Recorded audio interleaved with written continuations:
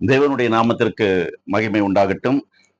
வானத்தையும் பூமியையும் படைத்த சர்வ வல்லமையுள்ள தேவனுடைய நாமத்தினாலே மீண்டும் ஒரு விசை உங்கள் அனைவரையும் என்னுடைய யூடியூப் சேனல் மூலமாக பார்ப்பதில் உள்ளபடியே நான் மகிழ்ச்சி அடைகிறேன். பிரியமானவர்களே, கடந்த சில பாகங்களாக எல்லாம் முடிந்தது, the end, THEEND, the end, எல்லாம் முடிந்தது என்ற தலைப்பின் கீழ் 2 பாகங்களாக இறைவனுடைய வார்த்தையை நாம் தியானித்து வந்தோம். அதனுடைய தொடர் போதனையாக இன்று பாகம் 3, எல்லாம் முடிந்தது என்று ஏன் இயேசுவானவர் சொன்னார், எதற்காக சொன்னார், எப்பொழுது சொன்னார், எதையெல்லாம் செய்து முடித்த பிறகு அந்த வார்த்தையை கடைசியாக சொன்னார். இயேசுவானவர் இந்த பூமியில இருக்கும் பொழுது நிறைய இறைவனுடைய வார்த்தைகளை போதனையாக கொடுத்தார். மலை பிரசங்கம் என்று சொல்லப்படுகிறது. மத்தேயு, மார்க்கு, லூக்கா, யோவான் போன்ற 4 சுவிசேஷ புத்தகத்தில இயேசுவானவர் இந்த பூமியில இறைவனுடைய மக்களுக்கு இறைவனுடைய வார்த்தையை நிறைய போதனை செய்தார்.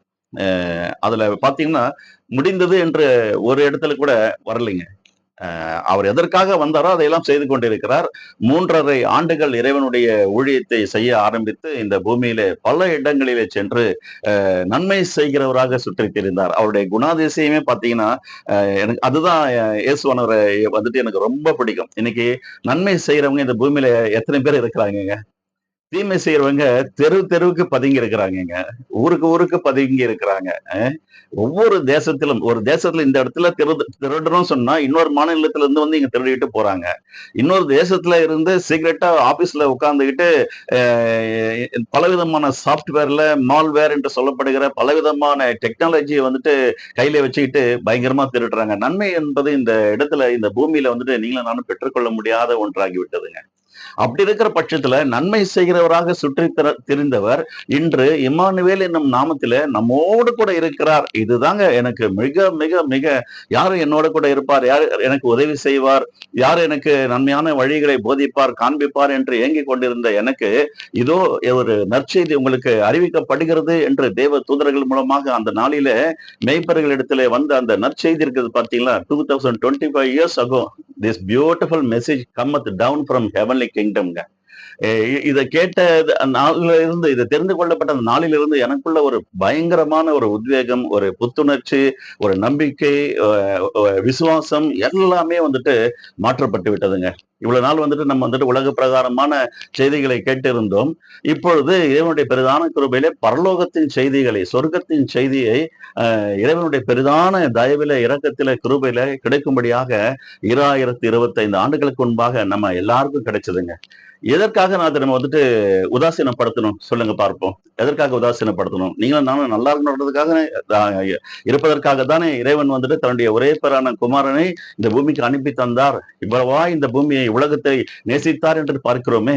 எதற்காக? நீங்களும் நானும் நம்முடைய குடும்பமும் எல்லாரும் நன்றாக இருக்க வேண்டும் என்று சொல்லி அவருடைய போதனையை நம்ம நிச்சயமா வாசிக்கணும், தியானம் செய்யணும். அதை அவரு ரொம்ப கம்பல் பண்ணி சொல்றாரு. என்னுடைய வார்த்தையை கவனி, என்னுடைய வார்த்தையை வாசி, அதன் மேல் இரவும் பகலும் தியானமா இரு, அப்பொழுது நீ செய்வதெல்லாம் வாய்க்கும். அதுக்குதான் சொன்ன பாருங்க. இந்த எந்த ஒரு டிவைஸ், எந்த ஒரு பொருள் வாங்கினாலும் ஒரு இது மாதிரி ஒரு ஸ்கிரிப்ட் ஒன்று தருவாங்க. அது பேர் மேனுவல். நீங்க எந்த திங்ஸ் வாங்கினாலும், எந்த வெஹிக்கிள்ஸ் வாங்கினாலும், எந்த சின்ன சின்ன ஆர்டிகிள் வாங்கினாலும் அது எப்படி பயன்படுத்தணும்னு சொல்லுவாங்க. இறைவன் நம்மை உண்டாக்கி இருக்கிறாருங்க.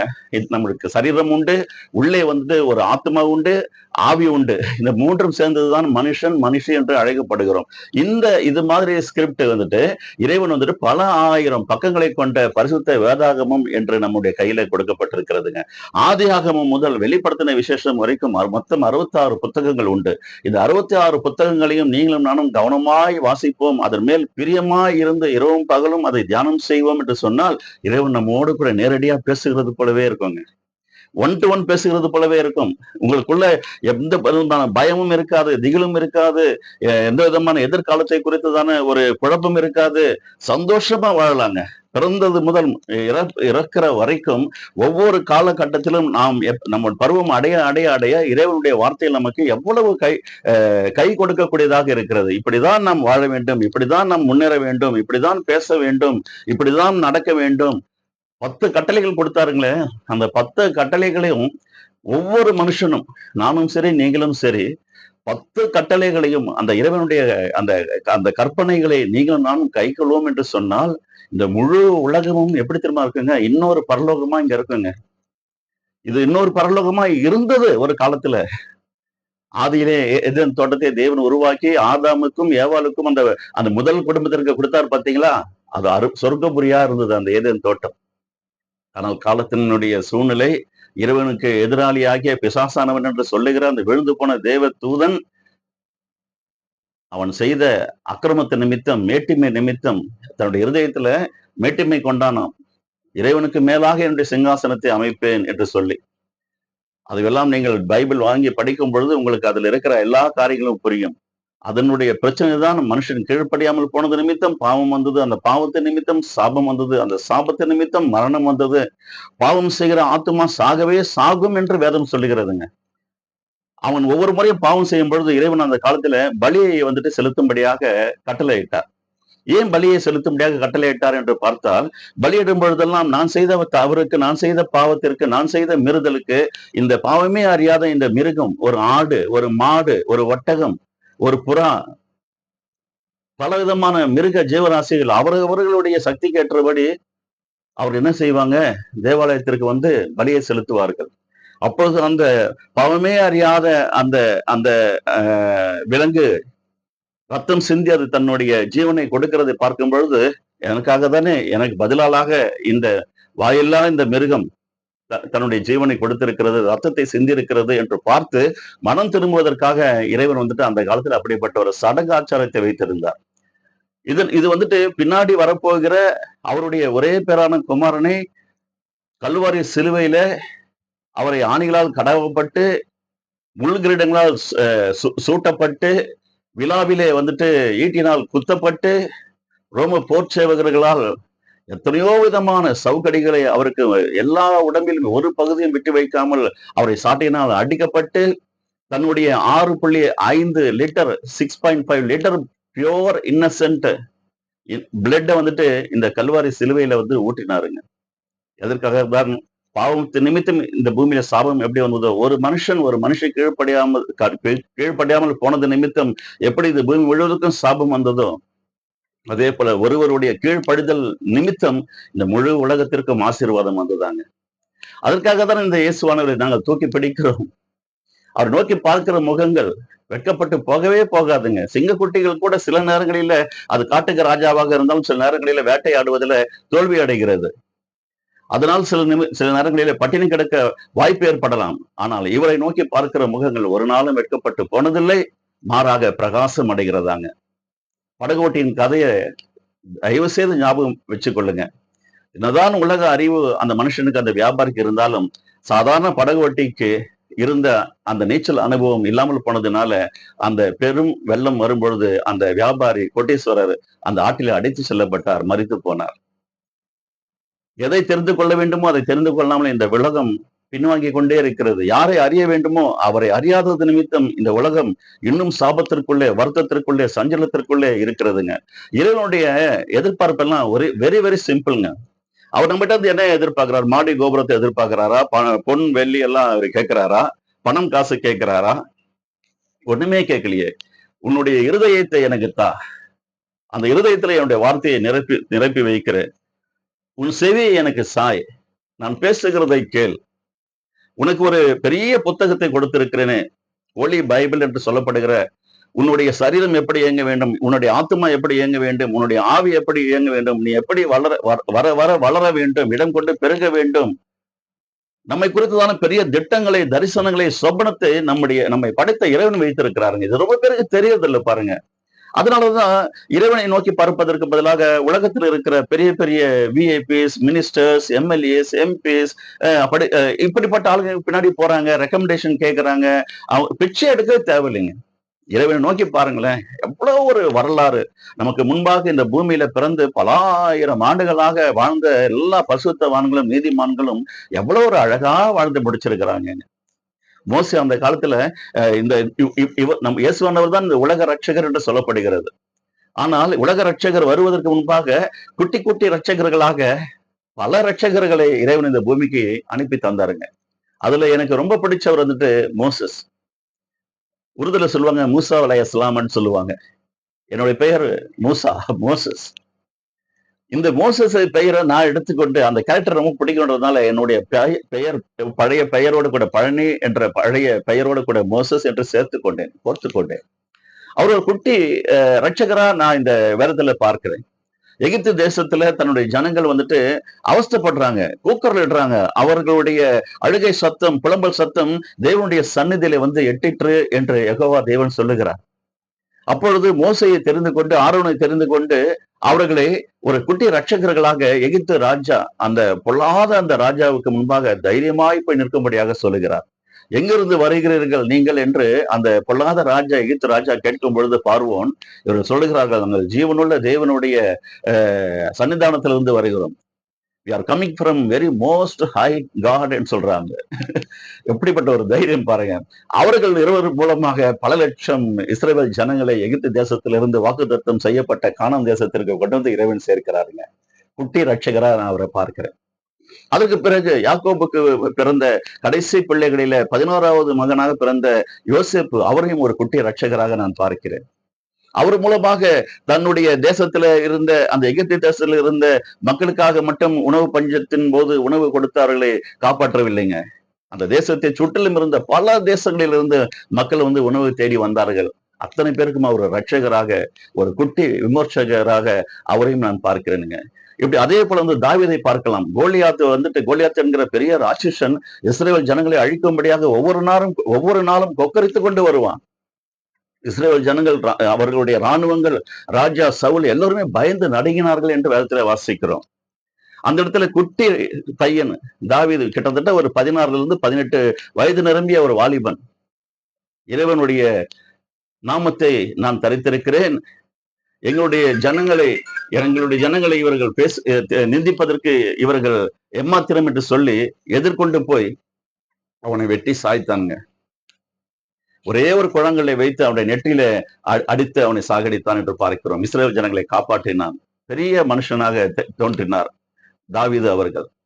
இப்படியாக வரலாறு பேசுகிறது. கடைசியாக முழு உலகத்தையும் ரட்சிக்க, முழு உலகத்தையும் பாதுகாக்க தேவாதி தேவன் தம்முடைய ஒரே பேரான குமாரனாகிய இயேசு கிறிஸ்துவை இந்த பூமிக்கு தந்து இவ்வளவாய் நம்மை அன்பு கூர்ந்திருக்கிறார், நம்மை ரட்சித்திருக்கிறாருங்க. ஒரு விஷயத்தை உங்களுக்கு சொல்லணும்னு ஆசைப்படுறேன். ஒரு கிரிக்கெட் எடுத்துக்கொள்வோம் அல்லது ஃபுட்பால் மேட்ச் எடுத்துக்கொள்வோம். எந்த விளையாட்டு போட்டிகளாக இருந்தாலும் கேப்டன் என்று ஒருவர் இருப்பார். அந்த வெற்றி பெறும் பொழுது அந்த கேப்டனை அழைத்து வெற்றி கோப்பையை கையில கொடுப்பார்கள். அவரோடு கூட சேர்ந்து அந்த டீம்ல விளையாடின 11 பேரோ, 20 பேரோ, 30 பேரோ, அத்தனை பேரும் அவர்களோடு கூட சேர்ந்து ஒரு பெரிய குரூப் போட்டோ எடுப்பாங்க. அந்த கோப்பையை கையில வைத்துக் கொண்டு அவ்வளவு ஒரு சந்தோஷமாக அவர்கள் நடனம் ஆடுவார்கள், பாட்டு பாடுவார்கள். உலகம் முழுவதும் அது வந்துட்டு பெரிய ஒரு பேச்சு பொருளாக இருக்கும். இப்படி சாதாரணமான உலக பிரகாரமான ஒரு கேப்டன் வெற்றி ஒரு போட்டியில அந்த கேப்டன் கோப்பையை கையில பெறும் பொழுது சக வீரர்கள் எப்படி, அந்த நாட்டு மக்கள் எப்படி சந்தோஷப்படுகிறார்களோ, நம்முடைய ரட்சகர், உலக ரட்சகர் கல்வாரி சிலுவையில நமக்கு எல்லாருக்கும் எதிராளியாய் இருக்கிற அந்த பொல்லாத பிசாசு இடத்துல அவர் அவர் அவர் பெரிய யுத்தமே, அதாவது வான வான அதாவது ஸ்பிரிச்சுவல் வார்ஃபேர் என்று சொல்லுவார்கள். அந்த ஸ்பிரிச்சுவல் வார்ஃபேர் என்று சொல்லப்படுகிற அந்த இடத்துல தேவாதி தேவன் தன்னுடைய மகனை கொண்டு பொல்லாத பிசாசை தோற்கடித்து அந்த கல்வாரி சிலுவையில வெற்றி சிறந்தார் என்று நாம் பார்க்கிறோங்க. வெளியரங்கமான கோலமாக்கி பிசாசனுடைய எல்லா விதமான தந்திரங்களையும் நிர்மூலமாக்கி அவனுடைய எல்லா விதமான எதிர்பார்ப்புகளையும் அவனுடைய இன்ஃபுளுசஸ், பேட் இன்ஃபுளுசஸ் அத்தனையும் வந்துட்டு ஒரு ரட்சகர், ஒரு ஆண்டவர், ஒரு மீட்பர், நம்முடைய மூத்த சகோதரன் அண்ணன் கல்வாரி சிலுவையில அவர் வெற்றி சிறந்தார் என்ற நம்ம இடத்துல பார்க்கிறோங்க. இவர் எனக்கு ஒரு பெரிய கேப்டனா தெரிகிறாருங்க. அவரோடு கூட எப்படி அந்த கோப்பையை கையில பிடித்துக் கொண்டிருக்கும் பொழுது சக வீரர்கள் வந்துட்டு அந்த மகிழ்ச்சியை வெளிக்காட்டுகிறார்களோ, அது போல வெற்றி கோப்பையை கையில பிடித்துக் கொண்டிருக்கிற என்னுடைய ரட்சகர் இயேசுவானவரோடு கூட நானும் கூட நின்று இன்று இம்மானுவேல் என்னும் நாமத்தில் அவர் என்னோடு கூட இருக்கிறார், நான் அவரோடு கூட இருக்கிறேன். நீங்களும் அப்படிப்பட்ட நம்பிக்கை விசுவாசத்தை உடையவர்களாக இருக்க வேண்டும் என்று நான் ஆசைப்படுகிறேன். பிரியமானவர்களே,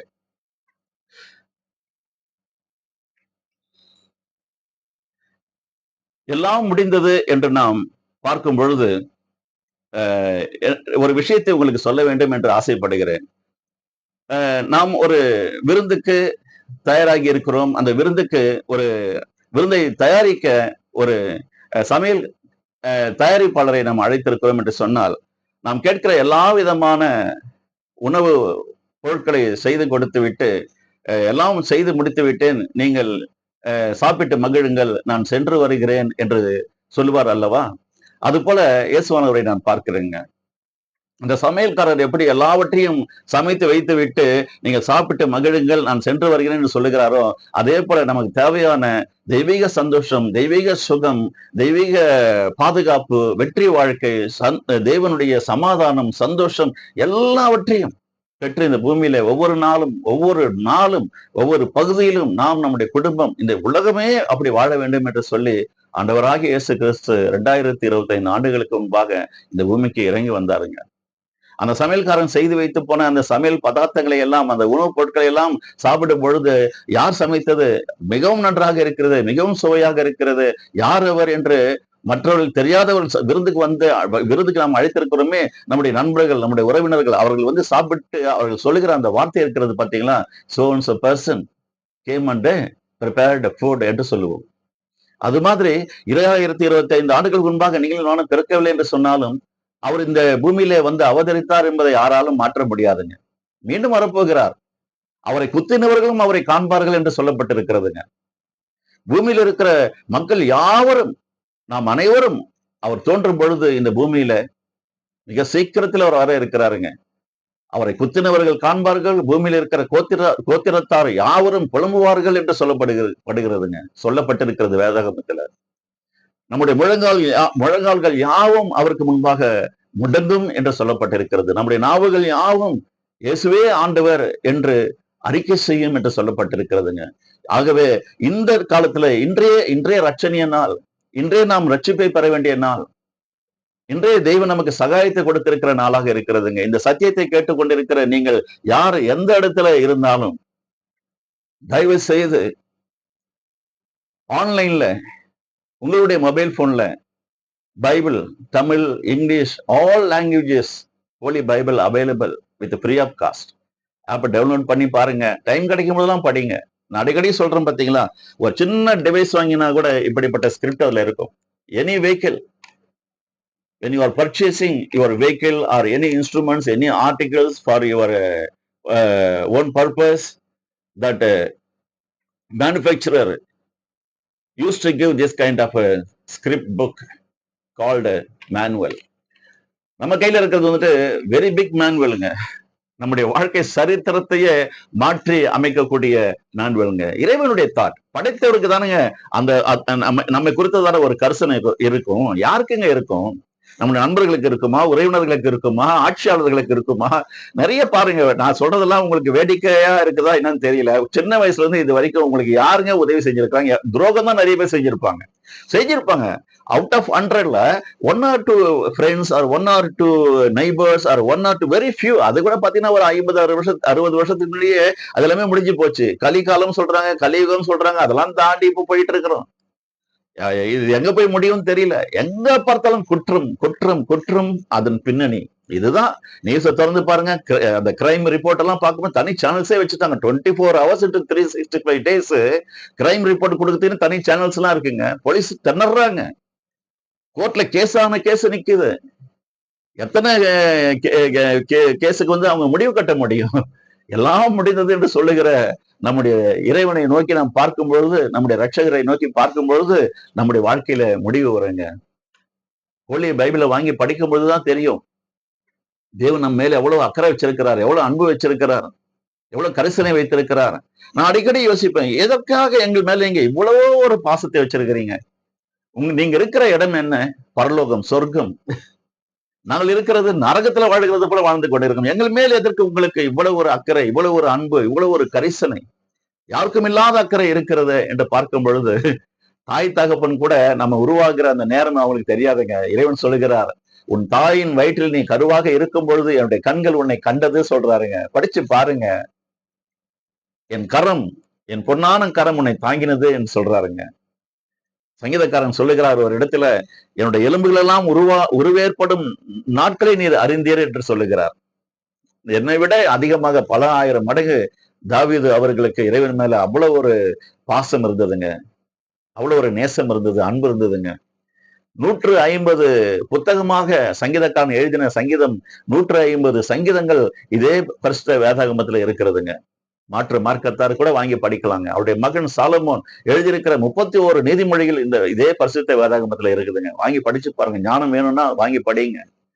நீதி செய்யணும்னா வாங்கி படிங்க. நியாயத்தோடு கூட நடக்கணும்னா வாங்கி படிங்க. பொய் உரையக்கூடாதுன்னா வாங்கி படிங்க.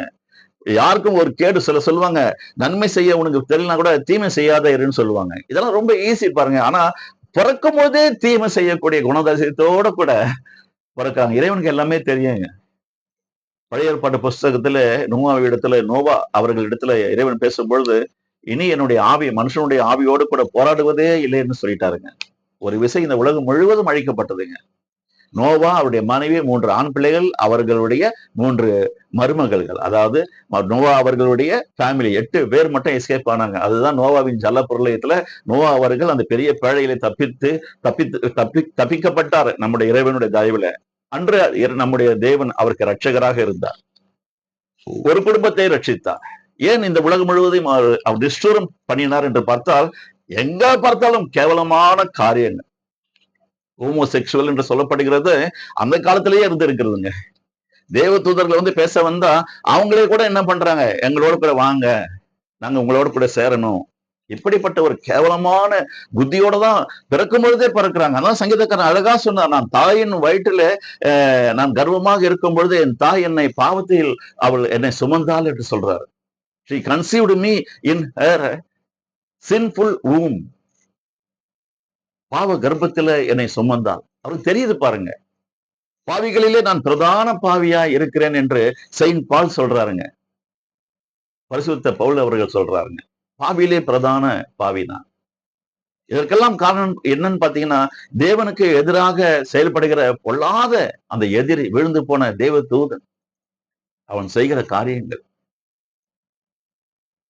அவன் பொய்யனுக்கு பிதாவுமாய் இருக்கிறான் என்று இயேசுவானவர் சொல்லுகிறார்.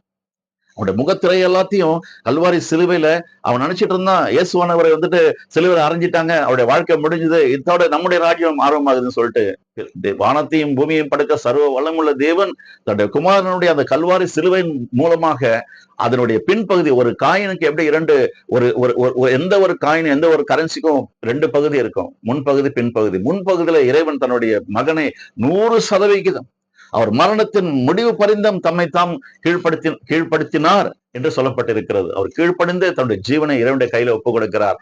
அதனுடைய பிற்பகுதியில பிசாசுடைய எல்லா தந்திரங்களையும், அவனுடைய எல்லா விதமான கிரியைகளையும் ஒன்றுக்கும் பிரயோஜனப்படாத அளவிற்கு அதே கல்வாரி சிலுவையில ஆணியினால் அவனை அறைந்து அவனை வெளியரங்கமான கோலமாக்கி சிலுவையில வெற்றி சிறந்தார் என்று போடப்பட்டிருக்கிறதுங்க. இது வந்துட்டு வேதத்தை வாசிக்க தான் புரியும். என்ன மாதிரி அத்தனை ஊழியக்காரர்கள் வந்துட்டு பேசினாலும் உங்களுக்கு ரொம்ப புரியறதுக்கு வாய்ப்பு இல்லை. நீங்க வந்துட்டு என்ன பண்ணணும், இதற்காக வந்துட்டு மதம் மாறணும்னு அவசியமே இல்லைங்க. சொல்லுவாங்க மதம் மாற்றம் வந்துட்டாங்க. யாருங்க மாத்த முடியும்? நான் சொல்ற ஹோட்டலே நீங்க வந்து சாப்பிடுறீங்களா? நான் சொல்ற இடத்துக்கு வந்துட்டு போயிட்டு வருவீங்களா? நீங்களே விரும்பினா தானே போக முடியும். நீங்களே விரும்பினா தானே சாப்பிட முடியும். இந்த இறைவனை ஏற்றுக்கொள்ளுங்கன்னு சொன்னா அது உங்களுக்கு உடனே ஏற்றுக்கொள்வீங்களா? உங்களுக்குள்ள தோன்றணும். நான் இந்த நேரத்துல உங்களிடத்துல பேசுகிற இந்த நேரத்துல என்னுடைய இறைவன் உங்களோடு கூட பேசுவார். உங்களை உயர்த்த வேண்டும் என்பது அவருடைய ஒவ்வொரு நாளும் ஒவ்வொரு நிமிடமும் ஏற்படுகிற அவருடைய கனவுங்க அது. ஒரு வசனத்தை வாசிக்கிறேன் பாருங்க. 1 சாமுவேல் 15:22 அதற்கு சாமுவேல், கர்த்தருடைய சத்தத்துக்கு கீழ்ப்படுகிறதை பார்க்கிலும் சர்வாங்க தகனங்களும் பலிகளும் கர்த்தருக்கு பிரியமா இருக்குமோ? பலியை பார்க்கிலும் கீழ்ப்படிதலும் ஆட்டுக்கடாக்களின் இனத்தை பார்க்கிலும் செவி கொடுத்தலும் உத்தமம். இன்னைக்கு எங்க பார்த்தாலும் பலியிடுறாங்க. சாக்ரிஃபைஸ் எதுக்குன்னா, நான் செய்யற அந்த பாவத்துக்கு இறைவன் கிட்ட வந்துட்டு அது அந்த காலத்துல இருந்தது. உண்மைதான். இயேசுவானவர் வந்து தன்னை கல்வாரி சிலுவையில பலியாக ஒப்பு கொடுக்கிற வரைக்கும் இப்படிப்பட்ட முறைமைகள், சடங்குகள், சம்பிரதாயங்கள் இருந்தது. இன்றைக்கும் சில சமுதாய மக்கள் செய்து கொண்டுதானே இருக்கிறார்கள். ஆனால் கிறிஸ்தவர்கள் இப்படிப்பட்ட பலியை இட மாட்டார்கள். இங்கே உலகத்துல எங்கு போய் பார்த்தாலும் சரி, ஆட்டை வெட்டுவதோ மாட்டை வெட்டுவதோ இறைச்சிக்காக, நம் உணவுக்காக அதை வெட்டலாம், சாப்பிடலாம். ஆனால் பலி என்று ஒன்று கிடையாது, நிறுத்தப்பட்டு விட்டது. ஏனென்றால் ஒரு மனிதன் மூலமாக, ஒரு ரட்சகர் மூலமாக, ஒரு தேவனுடைய குமாரன் மூலமாக இந்த முழு உலகத்திற்காக, உங்களுடைய பாவங்களுக்காக, என்னுடைய பாவங்களுக்காக அவர் ஒரே தரம் தன்னை பலியாக ஒப்பு கொடுத்தாராங்க. பாவமே அறியாத அவர் பாவமானாருங்க. சாபமே அறியாத அவர் சாபமானாருங்க. வியாதிகளின் கூறுகள் அவரிடத்துல அண்டவே அண்டாது. ஏன்னா மகா பரிசுத்தமான ரட்சகர் அவர். நன்மை செய்வதாக சுற்றித் திரிந்த மகா பரிசுத்தமான ரட்சகர். தன்னை அனுப்பின தன்னுடைய பிதாவு எப்படியோ அவருடைய தற்சுரூபம் என்று சொல்லப்பட்டிருக்கிறது. அவரை போலவே இவரும் வாழ்ந்து காண்பித்தாருங்க. அதனால்தான் பிதாவாகிய தேவன், இதோ என்னுடைய நேசகுமாரன், இவர் மேல் நான் பிரியமாய் இருக்கிறேன். உங்களையும் பார்த்து என்னையும் பார்த்து அப்படி சொல்லணும் அல்லவா? கொஞ்சமாவது இயேசுவானவருடைய சாயல், அவருடைய குணாதிசயம் இந்த பூமியில இருக்கிற ஒவ்வொரு மகனுக்கும் ஒவ்வொரு மகளுக்கும் இருந்தா இந்த பூமியில கிரைமே இருக்காதுங்க. போலீஸ் ஸ்டேஷன் தேவையில்லை, கோர்ட்டு தேவையில்லை, ஹாஸ்பிட்டல்ஸ் தேவையில்லைங்க. தெய்வீக சுகத்தை குறித்து பல வாரங்கள் நான் பேசிக் கொண்டிருந்தேன். பல தலைப்புகளில் நான் பேசியிருக்கிறேன் யூடியூப் சேனல்ல. உங்களுக்கு பிடித்திருக்கும் சொன்னால், இறைவன் உங்களோடு கூட பேசுவார் என்று சொன்னால், என்னுடைய யூடியூப் சேனலில் இருக்கிற தேவனுடைய வார்த்தைகளை கேட்டு மகிழுங்கள். அனைத்தும் இலவசம். No need to pay any penny, any rupees to me. I received freely all gifts from my heavenly Father. I am giving to you with free of cost. No need to pay any money. Enjoy yourself. Receive all kind of blessings from your Creator. அதுதான் எனக்கு வேணுங்க. எவ்வளவு அழகா இந்த Samuel சொல்றாரு பாருங்க. எல்லாரும் பலி செலுத்துறோம், ஆனா கீழ்ப்படிறது இல்லை அப்படின்றாரு. கர்த்தருடைய சத்தத்துக்கு கீழ்ப்படுகிறதை பார்க்கலாம் சர்வாங்க தகனங்களும் பலிகளும் கர்த்தருக்கு பிரியமா இருக்குமோன்னு கேட்கிறார். நம்ம என்ன நினைக்கிறோம்? பலியிட்டுட்டேன், இறைவனை நான் திருப்திப்படுத்திட்டேன். No no no. அவருடைய கற்பனைகளை கை கொள்றோமோ, அந்த 10 கட்டளைகளை இறைவன் கொடுத்தாரு. அதுல ஒண்ணுத்துல நம்ம ஒரு நாளைக்கு கீழ்ப்படியாமல் இருக்கிறோமா? நிறைவேற்றுகிறோமா? பொய் சொல்லாமல் இருக்கிறோமா? பாருங்களேன். சேலஞ்ச் பண்ணிக்கலாமே. 24 hours வரைக்கும் சேலஞ்ச் பண்ணலாமே. அவர் எவ்வளவு பேரும் பொய் உரையாத தேவனா?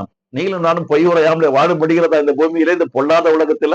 பொய் பேசினா நல்லவங்க, உண்மையை பேசினா கெட்டவன், ஏமாளி, கோமாளி. நான் நிறைய ஏமாந்து இருக்கிறேங்க. நான் என்னை குறித்து நான் சொல்லக்கூடாது அப்படி. ஏன்னா இறைவனுடைய வார்த்தை நமக்கு ஞானத்தை கொடுத்திருக்கிறது. ஆனா அவருடைய குணாதிசயம் நமக்குள்ள வந்திருக்கிறதுனால சில விஷயங்களை நம்ம யதார்த்தமா செய்யறோம். ஆனா இந்த உலகத்துல இருக்கிற அந்த நயவஞ்சகர்கள் என்ன பண்றாங்க தெரியுங்களா? நம்மள அபியூஸ் பண்ண பாக்குறாங்க. ஆனாலும் நிற்பதும் நிர்மூலமாக இருப்பதும் தேவனுடைய சுத்த கிருபை. நீதிமான் 7 தடவை அல்ல 70 தடவை அவன் கீழே விழுந்தாலும் அவன் வணங்குகிற அந்த தேவன் அவனை தூக்கி வைத்து விடுவாருங்க. தூக்கி நிறுத்துவார். கண்மலையின் மேல் என்னை கொண்டு போய் நிறுத்துவாராம். எவ்வளவு ஒரு அருமையான தேவன் பாருங்க. நானே வழி, நானே சத்தியம், நானே ஜீவனாய் இருக்கிறேன்னு சொன்னாருங்க. என்னை கண்டவன் என் பிதாவை கண்டான் என்று சொல்றாருங்க. நானும் பிதாவும் ஒன்றாய் இருக்கிறோம், அதே போல நீங்களும் எங்களோடு கூட ஒன்றாய் இருக்க வேண்டும் என்று இறைவனிடத்துல வேண்டாருங்க. நீங்களும் நானும் நல்லா இருக்கணும்ன்றதுக்காக தான் 2025 ஆண்டுகளுக்கு முன்பாக எந்த கோடீஸ்வர விட்டு பிள்ளைங்க ஒரு குடிசையில போய் வாழணும்னு சொல்லி நினைக்கும். ஆடுகள் படுத்திருக்கிற அந்த அந்த அந்த கூடாரத்துல மேஞ்சர்ஸ் என்று சொல்லுவாங்க. அந்த அந்த தொழுவம், அந்த தொழுவத்துல பிறக்கிறாருங்க. ஒரு ஏழையை போல. அன்றைக்கு இருந்த சூழ்நிலை அப்படி. ரொம்ப சிம்பிளா வாழ்ந்தார். 30 வயது வரைக்கும் தன்னுடைய தகப்பனுக்கும் தாய்க்கும் மரியாதை செலுத்தும் விதமாக வீட்டிலே பிறந்த முதல் மகன் என்ற அந்தஸ்தில் இருந்து பிசகாமல், ஏனோ தான் என்று வாழாமல் தன்னுடைய மகன் தன்னுடைய தகப்பனாகிய யோசேப்பு அவர்களுக்கு உலக பிரகாரமாக யோசேப்பு மரியாளுடைய கணவர். ஆனால் இவருடைய தகப்பன் வானத்தையும் பூமியும் உண்டாக்கின சர்வ வல்லமுள்ள தேவன், இயேசுவானவருடைய தகப்பன். பரிசுத்த ஆவியினாலே அவர் உருவாக்கப்பட்டு இந்த பூமியில உங்களைப் போல என்னை போல மனு அவதாரம் கொண்டு பிறந்திருக்கிறாருங்க. யோசேப்பு என்று சொல்லப்படுகிற உலக பிரகாரமான அந்த தகப்பனுக்கு அவர் உடன் ஊழியக்காரராக இருந்து அந்த கார்பெண்டரிங் ஒர்க்கை செய்து கொடுத்தாருங்க. 30 வயதுக்கு மேல் 3.5 வருடம் பிதாவின் சித்தத்தை நிறைவேற்றுவதே எனக்கு போஜனம் என்று சொல்லி இறைவனுடைய சித்தத்தை மிகவும் அழகாக பம்பரம் மாதிரி சுற்றினாருங்க. பட்டினங்கள் தோறும், கிராமங்கள் தோறும் பிசாசில் அகப்பட்டவர்களை விடுதலையாக்கினார். ஊமையர்களை பேச வைத்தார், செவிடர்களை கேட்க வைத்தார், முடர்களை நடக்க வைத்தார். செத்து போன 3 வாலிபர்களை 2 ஆண்மகன்கள் ஒரு பெண் பிள்ளையை உயிரோடு கூட எழுப்பி கொடுத்தார். சொல்லிக்கொண்டே போகலாம். வேதம் சொல்லுகிறது, இயேசுவானவர் செய்த அற்புதங்களை எழுத வேண்டும் என்று சொன்னால் இந்த உலகம் போதாது என்று சொல்லப்பட்டிருக்கிறது. அவ்வளவு அவ்வளவு அப்படிப்பட்ட அற்புதர், அப்படிப்பட்ட அதிசயர். 7 அதிசயங்களை குறித்து போன பகுதியில் நான் உங்களிடத்துல பேசியிருந்தேன். இவர் தாங்க உண்மையான அதிசயர். ஆச்சரியமானவருங்க. Is miracle working God, wonder working God. Is there anything too hard for me என்று கேட்டவருங்க. அவருடைய முகத்தை நோக்கி பாருங்க. நிச்சயமா அந்த கல்வாரி சிலுவையில எல்லாம் முடிந்தது என்று சொல்லி தன் ஜீவனை கொடுத்தார் பார்த்தீங்களா? 3வது நாளிலே சொன்னபடியே உயிர்த்தெழுந்தார் அல்லவா? அந்த உயிர்த்தெழுதலின் வல்லமை, இயேசுவானவருடைய உயிர்த்தெழுதலின் வல்லமை என்று உங்களுக்குள்ளே எனக்குள்ளே இருந்து மாபெரும் அற்புதத்தையும் கிரியைகளையும் நடப்பிப்பதாக என்ற இறைவனிடத்தில் நான் வேண்டி நிற்கிறேன். தயவு செய்து பலியை பார்க்கலும் கீழ்ப்படுதல் உத்தமம் என்று சொல்லப்பட்டிருக்கிறது போல ஒவ்வொரு நாளும் இயேசுவர் எப்படி முழுமையாக தன்னை கீழ்ப்படுத்தினாரோ, தன்னை அனுப்பின தகப்பனுக்கு முன்பாக அவருடைய சகோதரர்களாக, சகோதரிகளாக, அவருடைய பிள்ளைகளாக, நண்பர்களாக இருக்கிற நாம், நீங்கள், நான் எல்லோரும் இறை வார்த்தைக்கு கீழ்ப்படிந்தவர்களாக அவருடைய மனசை சந்தோஷமா வச்சு பாருங்களேன். இறைவனுடைய நம்மை படைத்த இறைவனுடைய மனசை சந்தோஷமா வச்சு பாருங்க. நீங்க சந்தோஷமா இருக்கலாங்க. வேற ரகசியம் ஒண்ணுமே இல்லைங்க. பைபிள்ல நிறைய சீக்ரெட்ஸ் இருக்கு, நிறைய ஃபார்முலாஸ் இருக்கு. அதெல்லாம் நம்ம ஃபாலோ பண்ணிட்டோம்னு சொன்னா, கணக்குல எப்படி அந்த ஃபார்முலா வச்சு பிள்ளைங்க 100க்கு 100 மார்க் வாங்குறாங்களோ, அதே போல உங்களுடைய இந்த உலக பிரகாரமான வாழ்க்கையில, ஆவிக்குரிய ஜீவியத்துல 100க்கு 100 நீங்கள் சிறந்து வாழ முடியுங்க, சிறப்பாக வாழ முடியுங்க. இதுதாங்க தேவன் எதிர்பார்க்கிறார். வேற ஒண்ணுமே இல்லைங்க. இந்த உலக பிரகாரமான மக்கள் இறைவனுடைய ஞானத்தை இல்லை, ஞானம் இல்லாததுனால நானே உலகத்திற்கு ஒளின்னு சொல்றாரு. அந்த வெளிச்சம் அவர்கள் மேலேயும் இல்லை, உள்ளவும் இல்லை. இருளில் நடக்கிற குருடர்களைப் போல அவர்கள் இருக்கிறதுனால கிறிஸ்தவர்களை பார்த்தாலும் ஒரு பெரிய எரிச்சல், ஒரு காழ்ப்புணர்ச்சி, மதம் மாற்ற வந்து விட்டார்கள் என்று ஒரு பொய்யான ஒரு தகவல் கொடுத்து அவர்களை நிலைக்குள்ளேயே வைப்பது, இதெல்லாம் இந்த பூமியில நடந்து கொண்டிருக்கிறது. அதை குறித்தெல்லாம் நாங்கள் யாரை குறித்து நாங்கள் கவலைப்படவே போகிறது இல்லை. வெறும் சரீரத்தை மட்டும் அழிக்க வல்லவர்களுக்கு நீங்கள் பயப்படாதிருங்கள். ஆவி, ஆத்மா, சரீரத்தை மூன்றையும் சேர்த்து அழிக்க, நரகத்தில் அழிக்க வல்லவராய் இருக்கிற உங்கள் தேவனுக்கு பயப்படுங்கள் என்று இதே ரட்சகர் சொல்லியிருக்கிறாருங்க. ஆண்டவராக இயேசு கிறிஸ்து. சரீரத்தை மட்டும் தான் உங்களால் அழிக்க முடியும். உள்ள இருக்கிற ஆவி, ஆத்மா அழிக்க முடியுமா? எனக்குள்ள இருக்கிற ஆவி என்னுடைய இறைவனுடைய ஆவிங்க.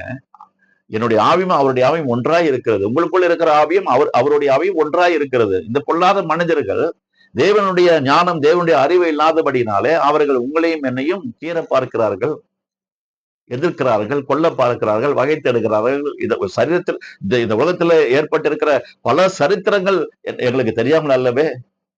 எல்லாவற்றையும் நமக்கு தெரிந்துதான் வைத்திருக்கிறோம், அறிந்துதான் வைத்திருக்கிறோம். ஒரே ஒரு விஷயங்க, வெரி சிம்பிள். அவர் எப்படி நன்மை செய்கிறவராக சுற்றி தெரிந்தாரோ, அவருடைய பிள்ளைகளாகிய, அவருடைய சீஷர்களாகிய நாங்கள், அவருடைய இயேசுவானவருடைய தம்பிகளாக, தங்கைகளாக இருக்கிற நாங்களும் நன்மை செய்ய வேண்டும் என்று அவர், ஏன்னா டீச்சர் என்ன சொல்லி கொடுத்தாரு அப்படிதானே ஸ்டூடெண்ட் வந்துட்டு படிக்கணும், பாடத்தை எழுதணும், அப்பதானே பாஸ் பண்ண முடியும். அவர் சொன்னது ஒண்ணு, நம்ம செய்யறது இன்னொன்னா இருந்தா எப்படி நம்ம பாஸ் பண்ண முடியும்? இதுதான், மத்தபடி வேற ஒண்ணுமே இல்லை. யாரையும் நாங்க வந்துட்டு மதம் மாற்றுகிற வேலை எங்களுக்கு கிடையாது. யாரையும் மதம் மாற்ற முடியவே முடியாது. மதம் என்பதே இந்த பூமியில கிடையாதுங்க. மார்க்கம் தான். பல வழிகளிலே போய் கொண்டிருக்கிறோம். இங்க இருந்து நான் வந்து சென்ட்ரல் ஸ்டேஷன் போகணும்னு சொன்னா ட்ரெயின்ல போகலாம், பஸ்ல போகலாம், நடந்து கூட போகலாம், பைசைக்கிள்ல போகலாம். ஒவ்வொருத்தரும் ஒவ்வொரு இன்ட்ரெஸ்ட்ல ஒவ்வொரு ரூட்ஸ்ல போயிட்டு இருக்கிறோம். அப்படியே மார்க்கம், it's a way to reach our destination, nothing else. There is no religion at all.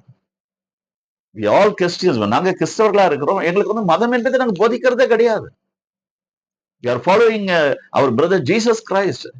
I am the way, I am the truth, I am the life, also I am the light of the world என்று சொன்னார். நானே வழியும், நானே சத்தியமும், நானே ஜீவனுமாய் இருக்கிறேன், நானே இந்த உலகத்திற்கு ஒளியாய் இருக்கிறேன் என்று சொன்னார். அவருடைய வழியில நடக்கிறோம், அவ்வளவுதான். பிதாவின் வழியில இயேசுவானவர் எப்படி வழியில அவருடைய பாதையில் நடந்து போனாரோ, இவருடைய வழியிலே நாங்கள் நடக்க ஆரம்பித்திருக்கிறோம். அவ்வளவுதாங்க. இதெல்லாம் சிறப்பா இருக்குது, ரொம்ப சந்தோஷமா இருக்கு. ஏற்கனவே உங்களுக்கு சொன்னேன், 60 முடிந்து 61வது வயதுல வாழ்ந்து கொண்டு இருக்கிறேங்க. தெய்வீக சுகத்தோடு கூட இருக்கிறேங்க. கடன் இல்லாமல் வாழ முடியுதுங்க. சமாதானத்தோடு கூட படுத்த உடனே வித்தின் 2-3 மினிட்ஸ் எனக்கு தூக்கம் வந்துருங்க. பெருமைக்காக சொல்லலைங்க, இறைவனுடைய நாமத்தின் மகிமைக்காக சொல்றேன். ஸ்லீப்பிங் டேப்லெட்ஸ் எடுத்தாதான் கொஞ்சம் பேர் தூங்குவாங்க. அப்படிப்பட்ட நெசசிட்டி எல்லாம் எனக்கு ஒண்ணுமே கிடையாது. எனக்குன்னு சொன்னா போதிக்கிறதா நான் சொல்றேன். இது போல பல கோடி இறைவனுடைய பிள்ளைகள் இந்த பூமி முழுவதும் வாழ்ந்து கொண்டிருக்கிறாங்க என்னை போலவே. ஆகவே நீங்களும் எங்களில் ஒருவராக பங்கு கொள்ள வேண்டும். இந்த சத்தியத்தை நீங்கள் அறிவீர்கள், இந்த சத்தியம் உங்களை விடுதலையாக்கும் என்ற வார்த்தையின்படி இறைவன் தாமே நீங்கள் இருக்கிற இடத்துல உங்களையும் உங்கள் குடும்பத்தையும் விடுதலையாக்கி மேன்மேலும் உங்களை இறைவன் தன் பக்கமாக இழுத்துக் கொள்ளட்டும் என்று சொல்லி எல்லா துதி கன மகிமை அவருக்கே நாங்கள் செலுத்துகிறோம். எல்லாம் முடிந்தது என்ற வார்த்தை எதற்காக இயேசுவன் அவர் சொன்னார் என்பதை தயவு செய்து நீங்க வந்துட்டு உங்களுடைய ஸ்மார்ட் போன்ல வந்துட்டு ஹோலி பைபிளை டவுன்லோட் பண்ணுங்க, உங்களுடைய ஓன் லாங்குவேஜில் டவுன்லோட் பண்ணுங்க. காஸ்பல் என்று சொல்லப்படுகிற மேத்யூ, மார்க், லூக்கா, யோவான் என்ற இந்த முதல் 4 புத்தகங்களை நீங்கள் வாசித்து பாருங்க. எவ்வளவு ஒரு அருமையான ஒரு ரட்சகரை நீங்கள் தெரிந்து கொள்ள போகிறீர்கள் என்று. இதுதான் என்னுடைய விருப்பம், இதுதான் என்னுடைய வாஞ்சை. அதுவே உங்களுடைய விருப்பமும் வாஞ்சையுமா இருக்க வேண்டும் என்று சொல்லி நான் எதிர்பார்க்கிறேன். எல்லா மகிமையும் எல்லா துதியையும் கனத்தையும் நம்முடைய இறைவனுடைய நாமத்திற்கு மட்டுமே செலுத்தி உங்க இடத்திலிருந்து நான் விடைபெறுகிறேன். மீண்டும் கூடிய விரைவில் இன்னொரு தலைப்பில இறைவனுடைய வார்த்தையை உங்கள் இடத்துல நான் கொண்டு வருவேன். அது வரைக்கும் நான் விடைபெறுகிறேன். நன்றி, வணக்கம். God bless you all.